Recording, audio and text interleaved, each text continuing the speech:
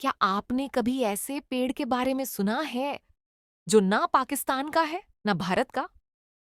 एक पेड़ जो सरहद के बीचों बीच खड़ा है सदियों से, जहां जिन्नात का एक पूरा परिवार बसता है जो इसे काटने वाले को कभी जिंदा नहीं छोड़ता। न जाने कितने सिपाही वहां अपनी जानें गंवा चुके हैं, लेकिन क्यों?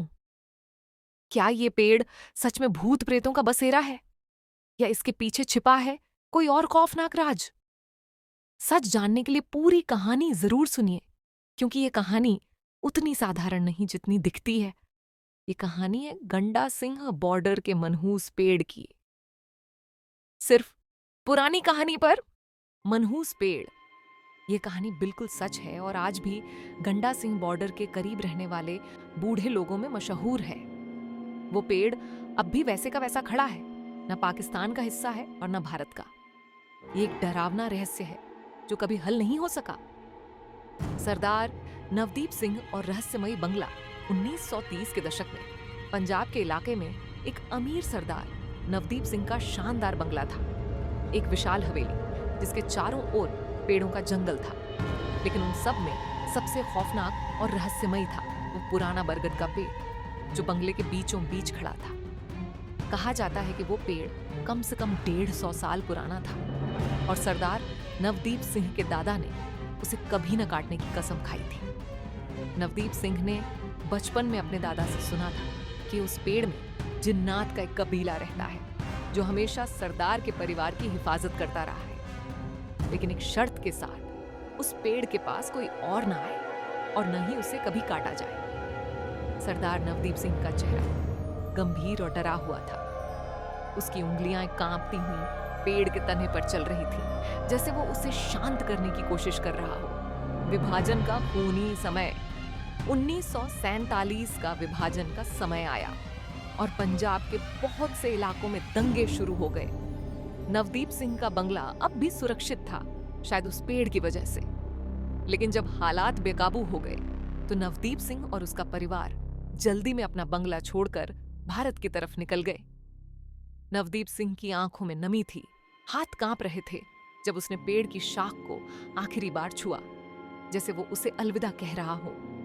नवदीप सिंह के जाने के बाद हवेली वीरान हो गई और सिर्फ वो पेड़ वहां खड़ा रहा। लेकिन विभाजन के बाद जब सरहदें बनाई गईं, तो ये देखकर सब हैरान थे कि वो पुराना पेड़ बिल्कुल सरहद के बीच में था, आधा पाकिस्तान में और आधा भारत में। सरहदी शैतान पाकिस्तान और भारत दोनों ने उस पेड़ को काटने की कोशिश की। सैनिकों के लिए वो पेड़ सिर्फ एक रुकावट था, लेकिन जब भी उसे काटने की कोशिश की जाती तो अजीब और खौफनाक हादसे पेश आते। सैनिकों की आंखों में डर की झलक, शरीर कांपते हुए और उनके हाथों में पकड़ी कुल्हाड़ियां भारी महसूस होती। पहला हादसा, भारतीय सेना का एक सिपाही जब पेड़ को काटने की कोशिश कर रहा था, उसकी आंखें अचानक अंधी हो गईं। वो चीखता हुआ जमीन पर गिर पड़ा, हाथों से अपनी आंखों को मसलता हुआ जैसे रोशनी को ढूंढ रहा हो। दूसरा हादसा, पाकिस्तानी सैनिकों ने पेड़ के पास आग लगाने की कोशिश की, लेकिन अचानक उनके शरीर में भयानक जलन होने लगी, जैसे किसी ने उन पर खौलता हुआ पानी डाल दिया हो। वो चीखते हुए अपने शरीर को रगड़ते, लेकिन दर्द बढ़ता ही जाता। तीसरा हादसा, पेड़ के करीब बिछाई गई बारूदी सुरंगें अपने आप निष्क्रिय हो जाती, जैसे किसी ने उनकी ताकत छीन ली हो। सैनिकों के चेहरों पर पसीना, आंखों में खौफ और उनकी कांपती हुई आवाजें माहौल को और भी डरावना बना देती थीं। नवदीप सिंह की वापसी 1970 के दशक में एक बूढ़ा थका हुआ आदमी सरहद पार करके पाकिस्तान में दाखिल हुआ। वो और कोई नहीं बल्कि सरदार नवदीप सिंह था, जो अपने बंगले को देखने के लिए वापस आया था। उसकी आंखें धुंधली हो चुकी थीं, मगर जज्बा वहीं पुराना था। उसके कदमों की लड़खड़ाहट में भी एक दृढ़ निश्चय था। गांव के लोग उसे हैरत से देख रहे थे और जब उसने पेड़ के करीब जाकर बुदबुदाहट में कहा, तो जैसे हवा में कंपन होने लगी, मैं वापस आ गया हूं, मैं तुम्हें कोई नुकसान नहीं पहुंचाऊंगा, बस देखने आया हूं कि तुम ठीक हो।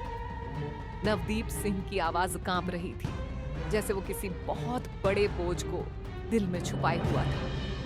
अचानक पेड़ के पत्तों में हलचल हुई, जैसे कोई उसे जवाब दे रहा हो।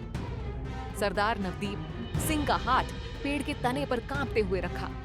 उसकी आंखों से आंसू बहने लगे, जैसे बरसों का बोझ आखिरकार हल्का हो रहा हो। डरावना रहस्य और आज की हकीकत नवदीप सिंह ने सरहदी अधिकारियों को बताया कि यह पेड़ जिन्नात की मिल्कियत है और जब तक इसे यूं ही छोड़ दिया जाएगा वो किसी को नुकसान नहीं पहुंचाएंगे, लेकिन अगर इसे काटने की कोशिश की गई तो दोनों तरफ के लोगों को इसकी कीमत चुकानी पड़ेगी। आज भी वो पेड़ गंडा सिंह बॉर्डर के करीब वैसे का वैसा खड़ा है। रात के समय वहां से सरसराहट, चीखें और खौफनाक हंसी की आवाजें आती हैं। पाकिस्तान और भारत दोनों के सैनिक वहां से गुजरते वक्त डरते हैं। सैनिकों की कांपती हुई आवाजें। यह जगह मनहूस है, यहाँ कोई नहीं रुक सकता। लोगों का कहना है कि सरदार नवदीप सिंह की आत्मा आज भी वहां भटकती है और कभी-कभी उसकी शक्ल में कोई साया पेड़ के नीचे बैठा हुआ नजर आता है। लेकिन कोई भी उस पेड़ को हाथ नहीं लगा पाया और शायद कभी लगा भी नहीं पाएगा, क्योंकि वो पेड़ न पाकिस्तान का है न भारत का, बल्कि किसी और दुनिया का है।